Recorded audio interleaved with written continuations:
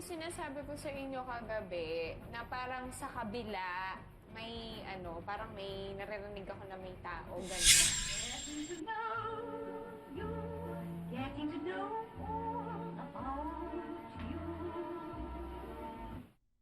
Okay na. Housemates, kunin nyo na ang inyong daily supplies. Sorry.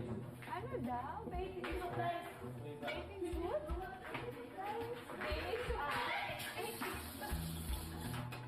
Ano gusto nyo? Kasi hindi tayo makakalabas oh. Ako.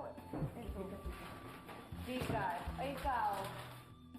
Alam mo, feel ko double up kasi the other, yung basta yung isa is going on sa isang bahay. Kasi konti lang tayo dito, di ba? Buti pa sa tangangapit bahay sila, no? Wala tayong swimming pool. Nilagay ng JM yan dyan. May jacuzzi tayo para wala tayong Ano yun, hindi tayo pwede mag-fit-fit. Feeling ko sa kabilang Everyday talaga. Parang oo, merong ano eh. Posible naman dito. Wala namang ano. Bago pa yung Housemate, lumipat tayo ng bahay. Kaya siguro double up dahil dalawa yung bahay. Kaya nga, kasi 7 lang tayo, di ba? Di ba nga yun yung sinasabi ko sa inyo kagabi, na parang sa kabila, may parang may naririnig ako na may tao, ganyan. Tsaka 7 lang tayo, di ba? Parang ang konti. Ang usual na, niyan, di ba? O, baka 5 lang nga tayo eh. Diba? Mga echiserong may double up din tayo dito. Sa House A, di tulad ni JP sa kanilang bahay, mahimbing na nakatulog ang kakambal na si JM.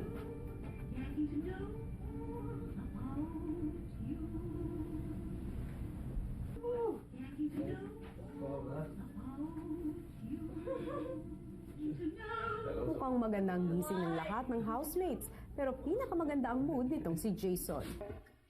Tell me where you going.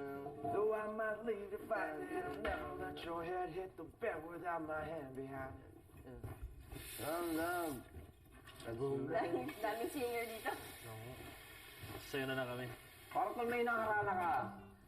Wala kaya? Hindi naman ako yan. Wala mo na magawa.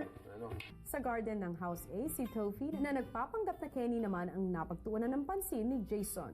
Naka-jeps ka na ayos. Oo. Ito? Ako hindi.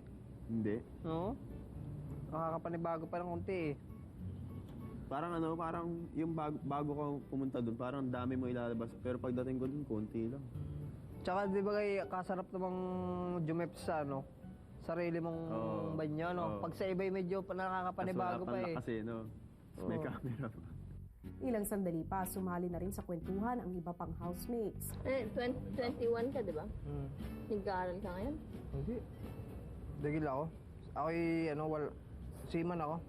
Seaman? Okay. Hindi tapos. Seaman? Marine transportation. Mahirap bang military dito sa Pilipinas? Mahal eh.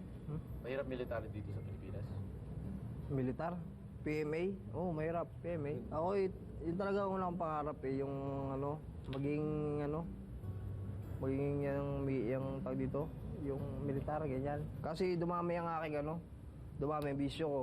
Hindi ko nalagaan ang sarili ko. Ay, ngayong malaki na ako. Malaki ka na ba?